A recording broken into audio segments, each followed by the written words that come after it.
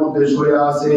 আমার চাইতো যারা জ্ঞানী ছিল, আমার চাইতো যারা বড় শিক্ষা দীক্ষায় অর্জন করেছিল, আমার চাইতে কত সম্ভ্রান্ত পরিমাণে মানুষ এই জায়গার মধ্যে ঘুমিয়ে আছে। কোনদিন যেন আমার ওই ডাক মসজিদের মাইকে এলাকা হয়ে যায়, আমি যেন আর পৃথিবীর বুকে বেঁচে নাই। এই জায়গার মধ্যে হাজার হাজার মানুষ শুয়ে আছে, কোনো চেঁচামেচি নাই, কোনো আওয়াজ নাই, কোনো চিল্লাচিল্লি নাই। এই জায়গার মধ্যে আমার মা আছে, এই জায়গার মধ্যে আমার বাবা আছে। আমার আপনার নবী সাল্লাল্লাহু আলাইহি ওয়াসাল্লাম হাদিস শরীফের মধ্যে বলেন, মান লাম ইয়াসআলিল্লাহা ইয়াগদাব আলাইহি। মুসলিম তিরমিজি শরীফের 3373 নম্বর হাদিসের মধ্যে আল্লাহর পয়গম্বর বলেন, মান লাম ইয়াসআলিল্লাহা ইয়াগদাব আলাইহি। যে ব্যক্তি আল্লাহ তাআলার কাছে চায় না, আল্লাহ তাআলা তার উপর রাগান্বিত হন। দুনিয়াতে দেখেন না কেন মানুষের কাছে মানুষ চাইলেই কিন্তু মানুষ রাগ করে।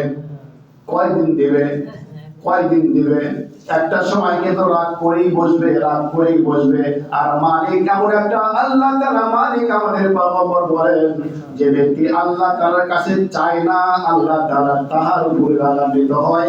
চাইলেই যিনি খুশি হয় তিনি হলেন আমাদের রব আল্লাহ।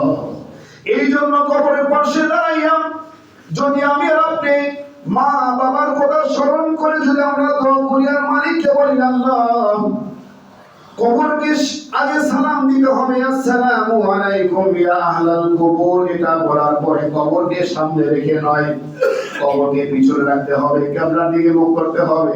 সূরা ফাতিহা পড়বেন, সূরা ইখলাস পড়বেন, দরুদ শরীফ পড়বেন, আরো যত তাসবিহ তাহলিল জানি আমরা সেগুলি পড়ার পরে যদি আল্লাহ তাআলার কাছে ডাক দিতে থাকি, আর যদি চোখের দুপারা পানি ফেলে যদি মা বাবার জন্য দোয়া করে আল্লাহকে বলি, আল্লাহ, কতদিন হয়ে গেল নিজের মাকে দেখি না, কতদিন হয়ে গেল নিজের বাবাকে দেখি না, অথবা আমার পরিত্যক্ত সন্তান এই কবরের মাটিতে শুয়ে আছে। আল্লাহ, আমি বাবা হইয়া আমার সন্তানের জন্য দোয়া করি, আমি ছেলে হয়ে আমার বাবার জন্য দোয়া করি, আমি সন্তান হয়ে আমি আমার মার জন্য দোয়া করি। ইয়া আল্লাহ, আজকে দেওয়ার মতো কিছু নাই, শুধু দুফোঁটা চোখের পানি ফেলে দিয়ে আপনার কাছে দোয়া করে দিলাম। রব্বুল আলামিন যেন আসমান থেকে ডেকে বলে, বান্দা, তোমার এই চোখের পানি জমিনে পড়ার আগে আমি আল্লাহ তাআলা তুমি যাদের জন্য দোয়া করতেছো, আমি আল্লাহ তাআলা তাদের জিন্দেগীর সমস্ত গুনাহগুলি maaf করে দেই। বলেন সুবহানাল্লাহ।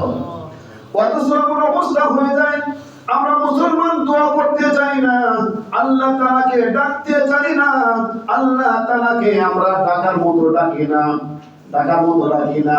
আরে ভাই, ডাকছেন তো হযরত ইউনূস আলাইহিস সালাম, যিনি মাছের পেটে যাওয়ার পরেও আল্লাহকে এমন ভাবে ডাক দিয়েছে, মালিক খুশি হয়ে গেছে যে মাছটা ইউনূস নবীকে খাওয়া ফেলাইছে, কিন্তু হজম করার মতো শক্তি আল্লাহ তার হরণ করে দিয়েছে। সুবহানাল্লাহ।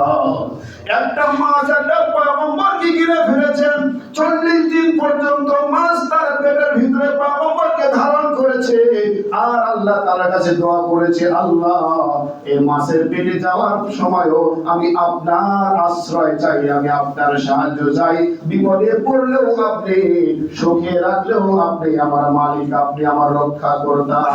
লা ইলাহা ইল্লা আনতা সুবহানাকা ইন্নী কুনতু মিনাজ জালিমিন।